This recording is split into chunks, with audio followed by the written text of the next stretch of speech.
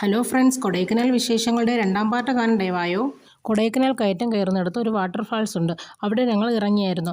ചായയും കടിയുമൊക്കെ കഴിച്ച ശേഷം വെള്ളച്ചാട്ടം കാണാൻ പോയി. അതൊക്കെ കണ്ട് ആസ്വദിച്ചുകൊണ്ട് നിന്നപ്പോഴാണ് ദേ പെട്ടെന്ന് ഒരുത്തൻ ചാടി വീണ് മോൻ്റെ കയ്യിലിരുന്ന കടല തട്ടിപ്പറിച്ചത്.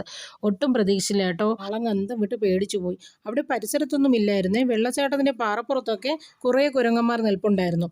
ആദ്യം പേടിച്ചെങ്കിലും പിന്നീട് എല്ലാവരും കൂടി പറഞ്ഞ് ഭയങ്കര ചിരിയായിരുന്നേ. അങ്ങനെ നമ്മൾ കൊടൈക്കനാലിൻ്റെ മെയിൻ പോയിന്റിലെത്തിയേ. അവിടെ ചെന്നെത്തിയതും യാത്രാക്ഷീണം മാറ്റാനും ഡ്രസ്സൊക്കെ ചേഞ്ച് ചെയ്യാനും വേണ്ടിയിട്ട് നമ്മൾ ഇതേ ആ കാണുന്ന റിസോർട്ടിൽ ഒരു റൂം ബുക്ക് ചെയ്തേ. രക്ഷയുമില്ല കേട്ടോ. അവിടെ നിന്നുകൊണ്ടുള്ള കാഴ്ചകളൊക്കെ ആ കുനുകുന കാണുന്നതൊക്കെ വീടാണേ. നമ്മൾ സന്ധ്യയോട് അടുത്തപ്പോഴാണ് അവിടെ എത്തിയിട്ടുണ്ടായിരുന്നത്. അതുകൊണ്ട് വണ്ടിയിലിരുന്ന് തന്നെ നമ്മൾ കുറച്ച് കാഴ്ചകളൊക്കെ കണ്ടു. ദേ ആ കാണുന്ന വീടുകളൊക്കെ നോക്കി നിറയെ അടുപ്പുകൾ കൂട്ടി വെച്ചിരിക്കുന്നത് പോലെ ആ വീടുകൾ ഇരിക്കുന്നത്. അത് കാണാനൊരു പ്രത്യേകതരം ഭംഗി തന്നെയാണ്.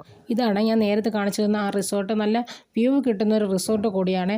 ആദ്യം റൂമിൽ ചെന്ന് കയറിയപ്പോൾ ഇവിടെ ഫാനും എ സിയും ഒന്നും ഇല്ലാതെ എങ്ങനെയാണ് കിടന്നുറങ്ങുന്നതെന്ന് തോന്നി. കുറച്ച് കഴിഞ്ഞപ്പോഴല്ലേ മനസ്സിലായത് അവിടെ സെക്ടർ ഇല്ലാതെ നിൽക്കാൻ പറ്റാത്ത അവസ്ഥയിലായി. അത്രയ്ക്ക് നല്ല തണുപ്പായിരുന്നേ. ഇത് കണ്ട് എല്ലാവരും ഓരോ സെക്ടർ മേടിച്ചിട്ടു.